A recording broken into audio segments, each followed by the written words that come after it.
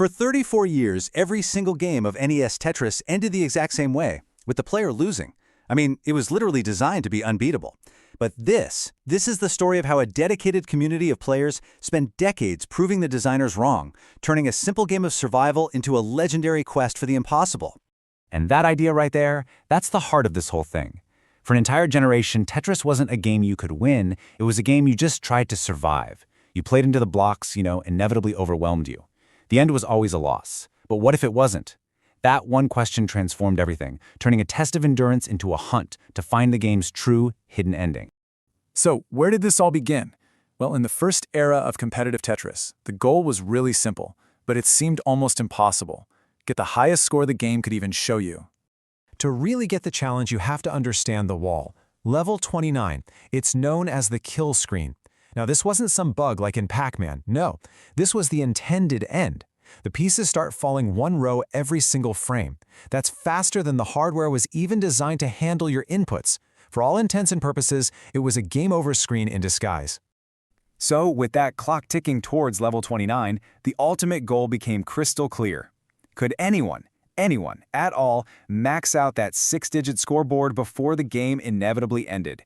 Hitting 999,999, man, that was the Mount Everest of early Tetris. For years, the max out was pure myth. You had these rumors swirling around titans of the era, like the Nintendo World Champion Thor Akerlund. There was a tantalizing photo in Nintendo Power magazine, and even a mysterious VHS tape that wouldn't surface for decades. But these were just ghost stories, whispers of a perfect game that nobody could actually prove was real. And then, in 2005, a post on a Tetris forum just cut through all the rumors. A player named Jonas Neubauer claimed he'd done it. And crucially, he said he had it on tape. The era of myths was about to end. Jonas Neubauer didn't just claim the score, he delivered the footage. The myth became reality. For the very first time, after more than a decade of speculation, the world could actually watch a human being achieve a perfect 999,999. Jonas instantly became a legend. But his achievement? It just raised a new, thrilling question. If the game can be maxed out, what's next? Right, so with the maxed out finally conquered, the community's ambitions shifted. The best players started looking past the scoreboard and straight toward the wall itself. The kill screen wasn't an ending anymore. It was the next great challenge to overcome. And the key to this new era was this physically grueling technique called hypertapping. Instead of just holding the D-pad, players began to violently mash it. We're talking 10, 12, even 15 times a second. This brute force method allowed them to move pieces way faster than the game's code intended, which finally gave them a fighting chance against the impossible speed of the kill screen. This new technique really blew up thanks to a Japanese player named Korean. By mastering hypertapping, he did something almost no one had ever done. He survived the kill screen. He actually reached level 30, proving that the game's so-called end wasn't really the end at all. And with this new technique, Korean set a new world record, dethroning the legend Jonas Neubauer. He proved that the future of competitive Tetris wasn't about scoring high before level 29, it was about surviving long after it. But just as the community was getting used to this new style, a new force appeared. A teenager named Joseph Saelee, who didn't just learn to hypertap, he basically perfected it. Joseph's speed was on a whole other level. He was so fast, he could pull off something that was previously thought to be impossible, landing a Tetris on the kill screen itself. This incredible feat of timing and precision let him push the world record past 1.35 million, setting a new, seemingly untouchable standard for what was humanly possible. For years, hypertapping was it. It was the absolute peak of Tetris skill. It was brutal on the hands, required insane stamina, but a new discovery was about to make even the fastest hypertapper look slow. Just look at this timeline. For nearly 30 years, progress was slow and steady, just a series of these hard-fought incremental gains. And then, in 2021, the curve suddenly just shoots straight up. The game was about to be completely broken wide open. Enter rolling. Discovered by a player named Cheese, this technique was just utterly ingenious. Instead of mashing the D-pad with your thumb, you use your other fingers to drum on the back of the controller, which rolls it into your thumb. The result? A staggering 20+ inputs per second. It was faster, It was more precise, and it was way less strenuous than hypertapping. It was a complete revolution. And who better to show off its power than the inventor himself? Cheese used rolling to absolutely shatter the world record, scoring over 2.3 million points. This wasn't just an improvement, it was a completely new ballgame. The kill screen had lost all meaning. With rolling, players were surviving deep into totally uncharted territory. In 2022, a player named Eric Isiaks went on a miracle run, surviving all the way to level 95. And this is where a concept called scaling comes into play. See, the higher the level, the more points a Tetris is worth. These late-game Tetrises were scoring over 100,000 points each, sending the world record into the stratosphere.